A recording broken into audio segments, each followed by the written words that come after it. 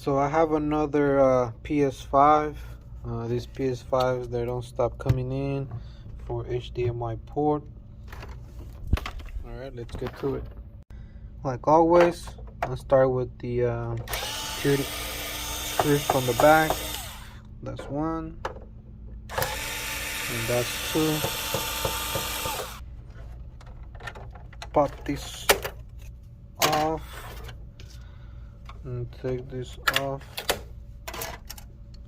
and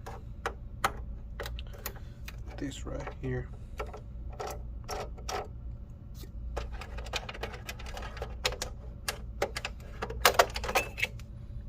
That, remove the warranty sticker.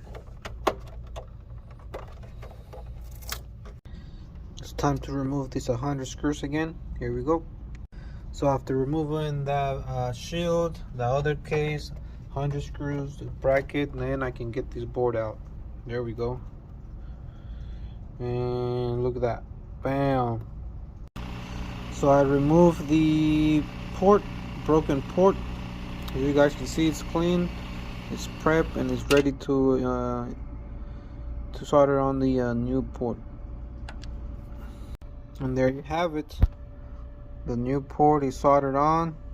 Look at that. Perfect. Better than factory. Okay, now it's time to assemble it. Metal shield,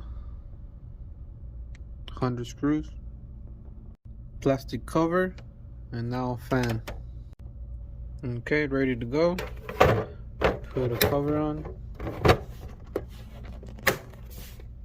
Security screws.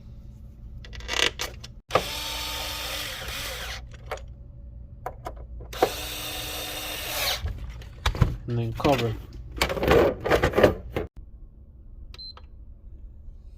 Power on.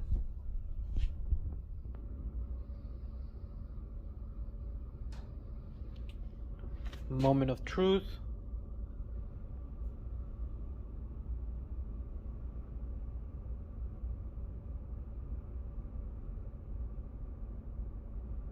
And there you have it.